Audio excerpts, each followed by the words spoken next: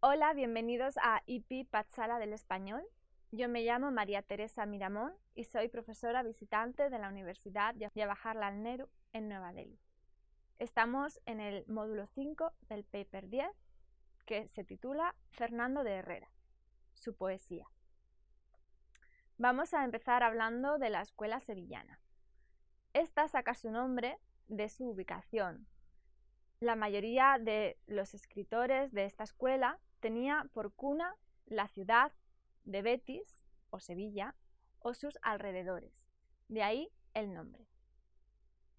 Los sevillanos se distinguen de los salmantinos por el tratamiento que dan al tema. Se caracterizan por una exuberancia verbal, una riqueza descriptiva y una brillantez elocutiva. Importan muchos latinismos y neologismos a su poesía y especialmente Herrera. También tienden a utilizar estrofas largas de casi 17 sílabas. Normalmente, los críticos dividen la escuela sevillana en 3 categorías de diferentes poetas. También hubo varias academias sevillanas en las que se reunían estos poetas de gran tamaño, como por ejemplo la del Mal Lara. Además, los precursores de la escuela incluyen nombres como Diego Girón y el pintor Francisco Pacheco. Vamos a empezar por Herrera, conocido como el Divino. Conocido por su sobrenombre del Divino entre sus contemporáneos, Fernando de Herrera, 1534-1597, encarna el ideal del poeta sevillano. Tanta ha sido su influencia en la poesía de la región sevillana que muchos poetas andaluces todavía reflejan las tendencias de Herrera en su poesía. Con Garcilaso y Fray Luis forma parte del trío de la lírica española del siglo XVI. Vamos a hablar un poco sobre su vida. Herrera nace en Sevilla en 1534, en una familia más bien humilde. Cursa Humanidades en el estudio de San Miguel. Carente de bienes, obtiene un beneficio en la parroquia de San Andrés, de donde saca los ingresos indispensables para atender a su existencia, siempre modesta. De donde saca los ingresos indispensables para atender su existencia, siempre modesta. Su vida es sin vulgar, sin altibajos, ni vicisitudes dignas de mención.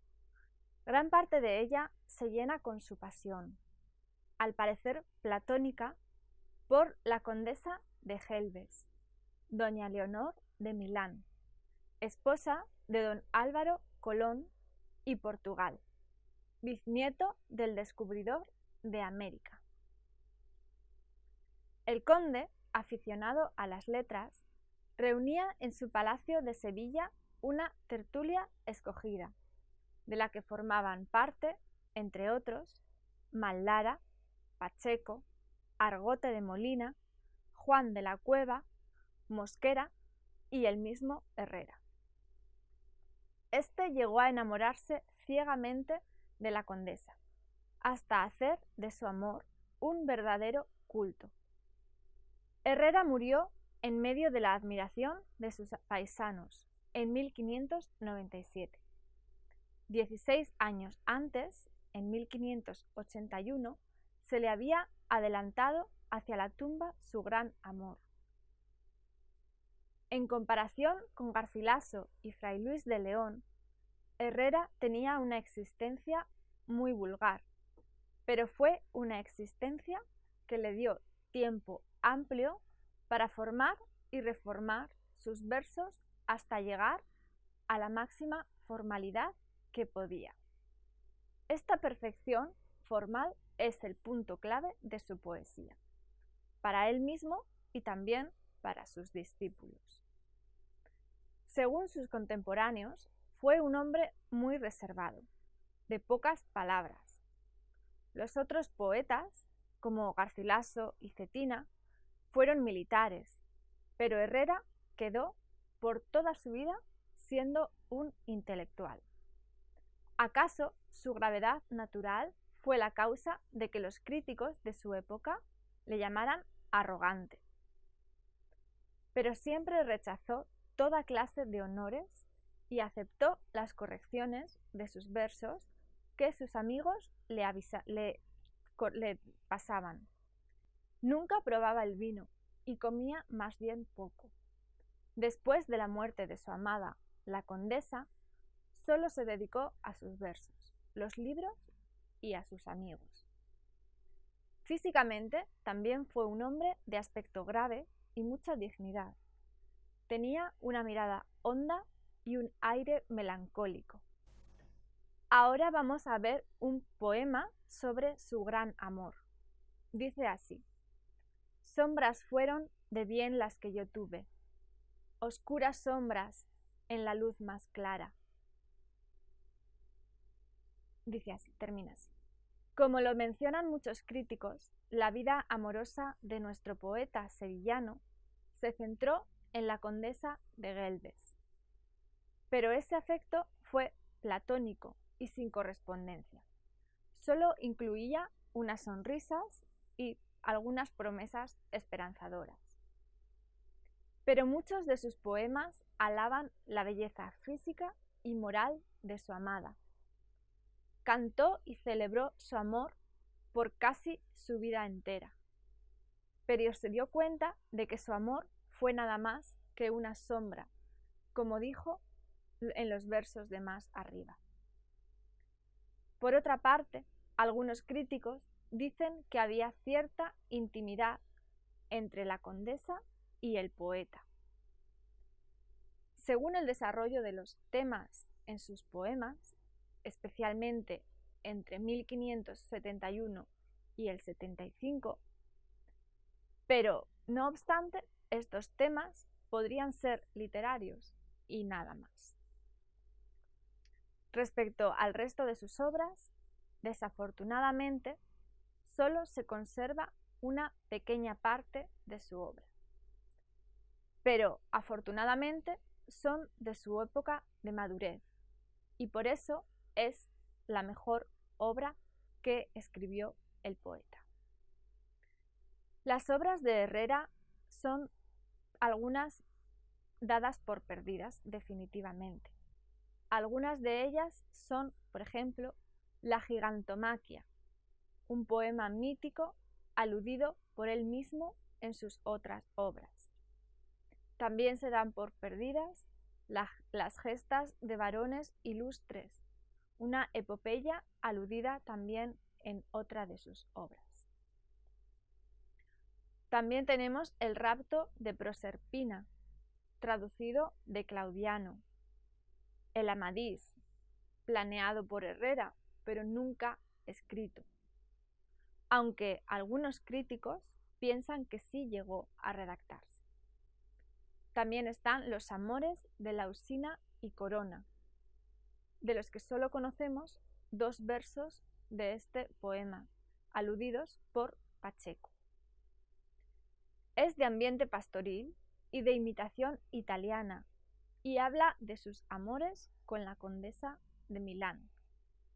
Por otra parte, tenemos el Faustino, cuya existencia está atestiguada por él mismo en sus anotaciones a Garcilaso.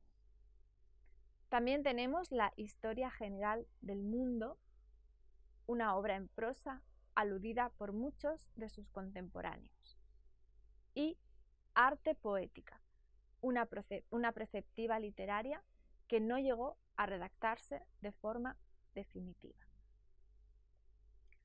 Las obras de Herrera que nos quedan incluyen tanto versos como prosa.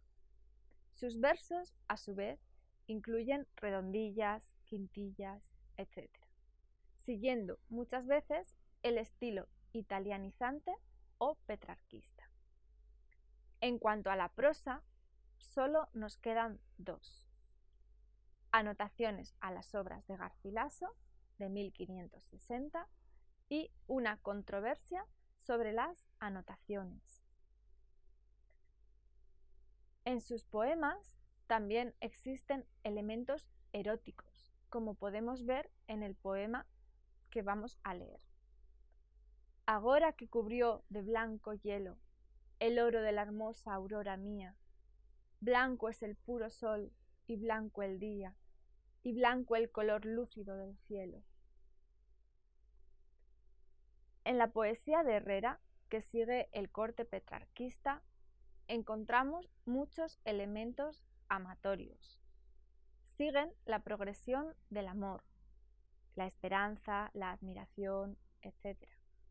Y también contienen muchas alusiones a la condesa de Gelbes, su amada, bajo el nombre de Luz, Sirena, Lucero, etc. Su poesía incluye sonetos y elegías.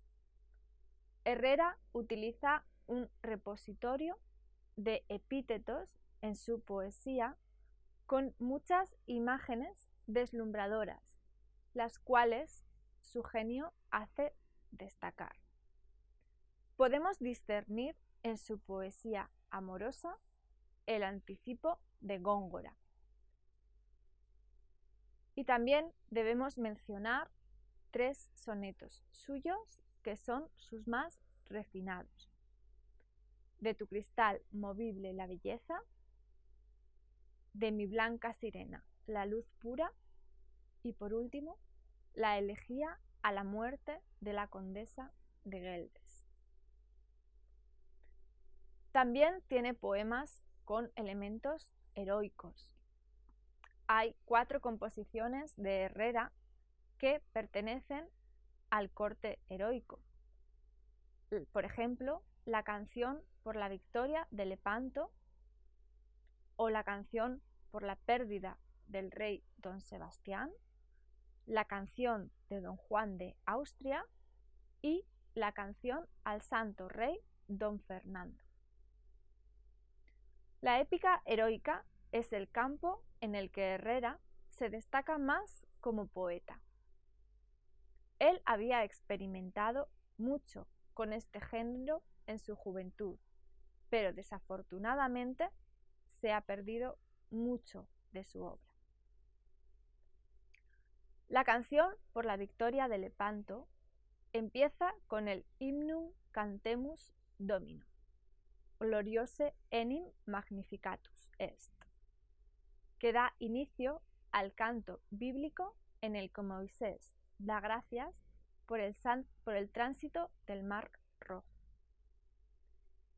Esta canción de Herrera también habla de Moisés y el tránsito del Mar Rojo, en estancias de 10 versos.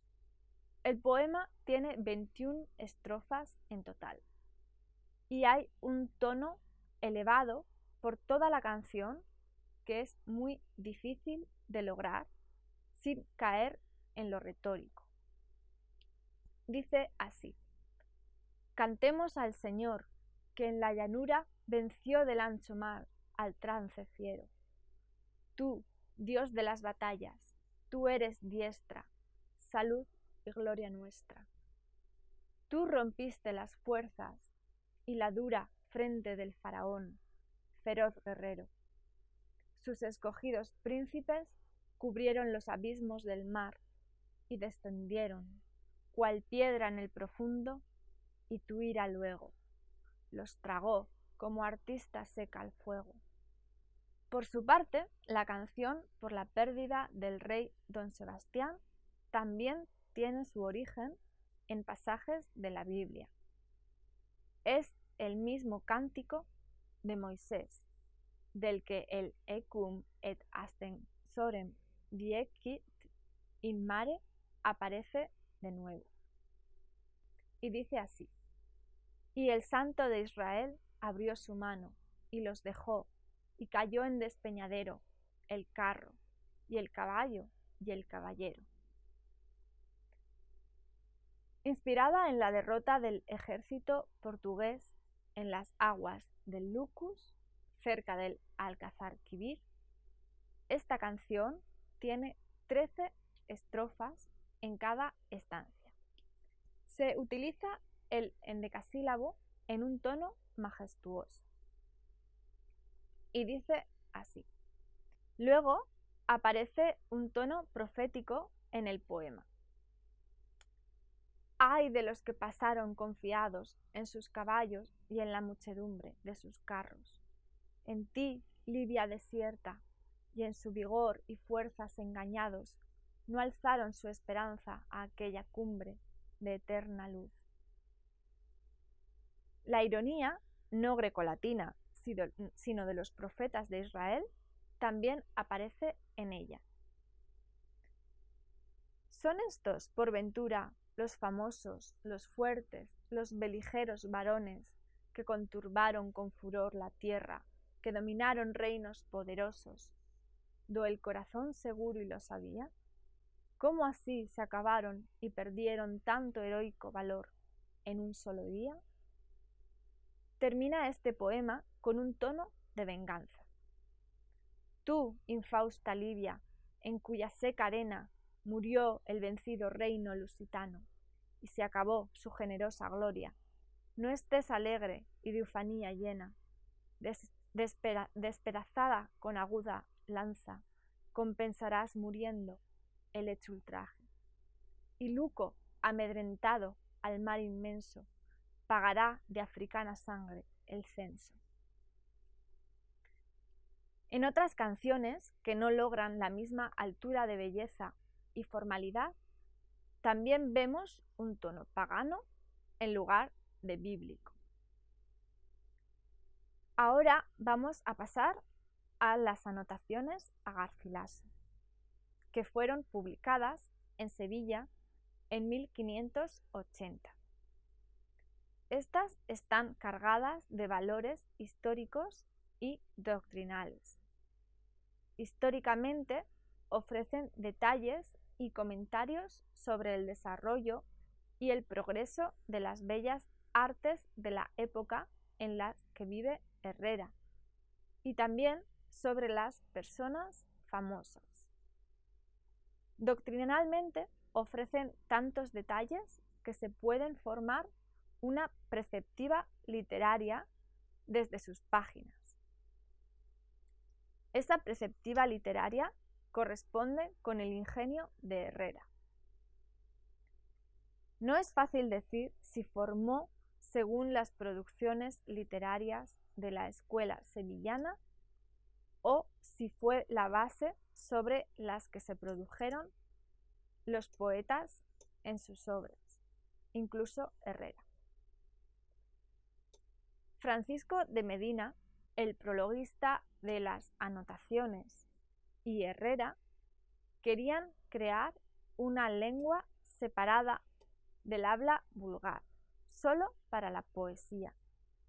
Por eso buscaban voces esotéricas, con raíces en el latín, y un hipérbaton violento. Podemos discernir en todo momento un anticipo a la poesía de Góngora. Según las palabras de Díez Echarri y Roca Franquesa, dicen así: pero sería un error no ver en las anotaciones sino una teoría más o menos razonada sobre el lenguaje poético, que obsesionadamente se quiere apartar del vulgar.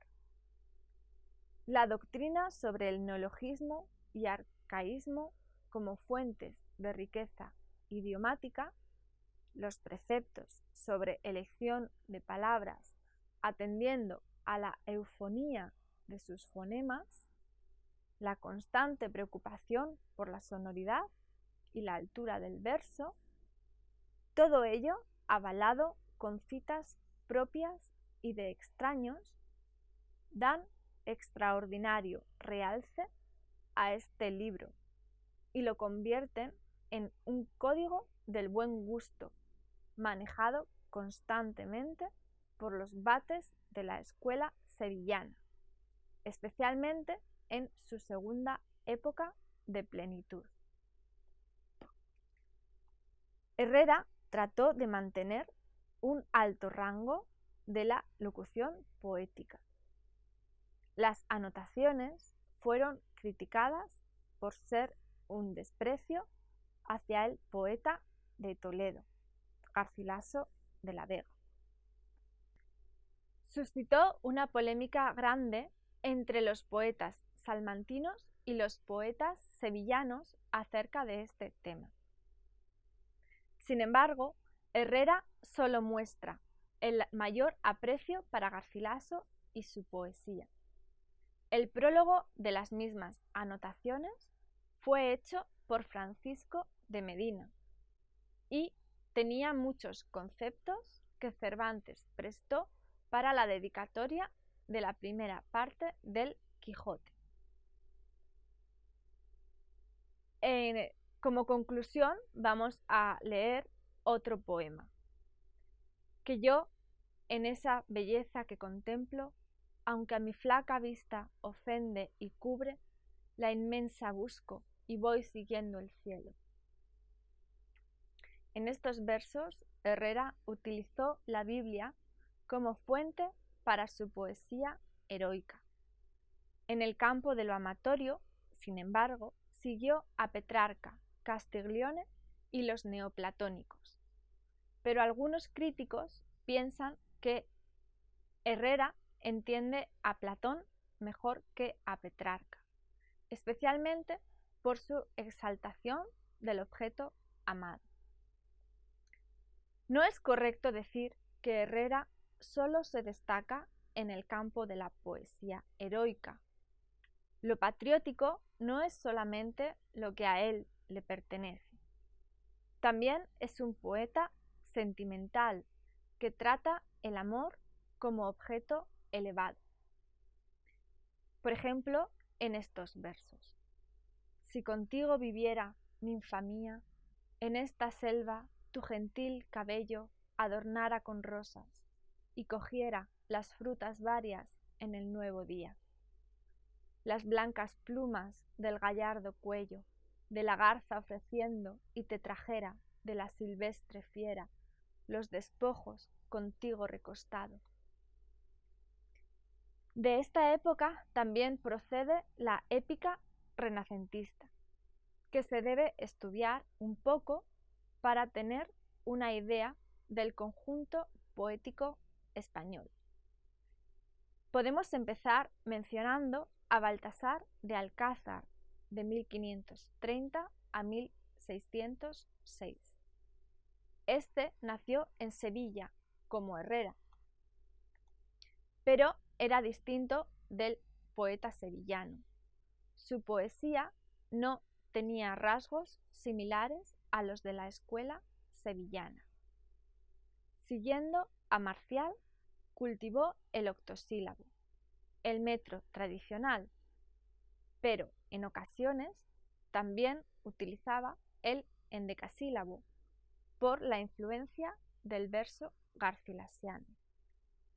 Compuso poemas festivos con mucha sátira, como podemos ver en su famosa Cena jocosa. Vamos a leer unos versos de este poema. En Jaén, donde resido, vive del Lope de Sosa y diréte Inés la cosa. Más brava del que has oído, tenía este caballero un criado portugués. Pero cenemos, Inés, si te parece primero. La mesa tenemos puesta, lo que se ha de cenar junto, las tazas de vino a punto, falta comenzar la fiesta. Rebana pan, bueno está, la ensaladilla es del cielo, y el salpicón con su ajuelo, ¿no miras que tufo da? Ahora vamos a cambiar de tema y vamos a hablar de la épica renacentista. La cultura de la épica renacentista empezó solo durante el reinado de Felipe II, en la segunda mitad del siglo XVI, cuando ganó vigor la preceptiva aristotélica. Fue inspirada por el clasicismo, como en Virgilio y Lucano, y en las obras de italianos grandes como Ariosto y Tasso. Los temas son nacionalistas y religiosos, según la Contrarreforma de la época, y fueron escritas en octavas reales. Hay en la épica renacentista un gusto por los temas históricos, casi un residuo del realismo historicista de la épica popular. En España, la épica continuó siendo fiel a la tradición estética. Y entre los poemas históricos destacan los que tenían por tema el reinado del emperador, como por ejemplo la Carolea de 1560 de Jerónimo de Sempere. También es importante el Carlo Famoso de 1566 de Luis Zapata, una mezcla de mitología e historia. Entre los poemas históricos destacan los que tenían por tema el reinado del emperador. Los dos poemas forman parte de las Caroleidas, o poemas escritos sobre la vida y gestas del emperador Carlos V. Del mismo tono es la Austriada de Juan Rufo, publicada en 1584. Está escrito sobre las gestas de don Juan de Austria. La primera parte de la obra se ha tomado de la Guerra de Granada, del historiador Hurtado de Mendoza, y habla de la batalla de Lepanto y su victoria sobre los moriscos en la Alpujarra. Vamos a hablar sobre el escritor Alonso de Ercilla, de 1533 a 1594. Este fue un poeta que viajó por Europa con el rey Felipe II y que participó en la conquista de Chile. Es el mejor poeta que ha escrito sobre un tema americano. A su vuelta a España obtuvo el hábito de Santiago por este hecho. Es famoso por su poema La Araucana, del 1569 al 89. En ella cuenta la historia de las luchas entre los españoles y los indios en el Valle de Arauco, en Chile. Consta de 37 cantos y en la primera parte, la mejor de la obra, cuenta la acción vista en el medio de las luchas. Vamos a leer ahora un fragmento sobre la Araucana, el cual declara el asiento y descripción de la provincia de Chile y estado de Arauco con las costumbres y modo de guerra que los naturales tienen, y asimismo trata en suma la entrada y conquista que los españoles hicieron hasta que Arauco se comenzó a rebelar. No a las damas, amor, no gentilezas de caballeros, canto enamorados, ni las muestras, regalos y ternezas de amorosos afectos y cuidados. Mas el valor, los hechos, las proezas de aquellos españoles esforzados que a la cerviz de Arauco no domada pusieron duro yugo por la espada. En las otras dos partes del poema hay muchas digresiones con el poeta describiendo temas ajenos como la batalla de Lepanto, la historia de Dido, etc. A pesar de no tener ni musicalidad en los versos ni mucha imaginación, el poema atrae al lector debido a la descripción lozana de las batallas y paisajes. También resulta interesante la descripción de las personas en el poema, especialmente de los conquistadores como Valdivia y Villagrán, hasta que del poeta mismo y de los jefes araucanos como Rengo y Tucapel, y sobre todo Caupolicán, el caudillo de los indios que fue ejecutado por los españoles. Otro fragmento de la Araucana dice así: el cual, aunque herido y desangrado, tanto el coraje y la rabia le inducía que llegó a Andalicán, donde alojado Caupolicán su ejército tenía. Era el tiempo que el ínclito senado en secreto consejo proveía las cosas de la guerra y menesteres, dando y tomando en ello pareceres. Lo sorprendente en el poema es la actitud de Ercilla en tratar el tema de los indios. Fue un testigo de las batallas, pero mediante su poema expresa simpatía por los indios y les hace protagonistas de su poema. Evita el perjuicio y la crueldad desde la narración de su poema. Podemos decir que es fidedigno a la versión correcta de los acontecimientos. Esto confirma bien Caupolicano, famoso capitán y gran guerrero, que en el término américo-indiano tuvo en las armas el lugar primero, mas cargóle fortuna así la mano, dilatándole el término postrero, que fue mucho mayor que la subida, la miserable y súbita caída. La Araucana ganó mucha fama y su tema fue replicado por muchos autores, como Pedro de Oña, chileno, quien escribió El Arauco domado en 1596, en la que se centró sobre el joven general García Hurtado de Mendoza. Otro autor importante fue Juan de Castellanos, quien escribió Elegías de varones ilustres de Indias en 1589, un relato histórico. A esta época pertenecen también algunos poemas religiosos importantes, como el Monserrate del 87 de Cristóbal Virués, en el que Fray Garín mata a la hija del conde de Barcelona y se escapa a Roma arrepentido para confesar su crimen. Se le impone una penitencia allí y vuelve a España de rodillas para cumplirla, donde está perseguido por el conde. Cuando le encuentra, el conde le reconoce y le perdona. Desentierran los restos de la joven y se dan cuenta de que está viva. Después de este suceso, el fray Garín ingresa en el monasterio nuevo de Montserrat. El poema puede ser una propaganda antiluterana de la Contrarreforma. En cuanto a los poemas novelescos en España, podemos decir que hay muy pocos.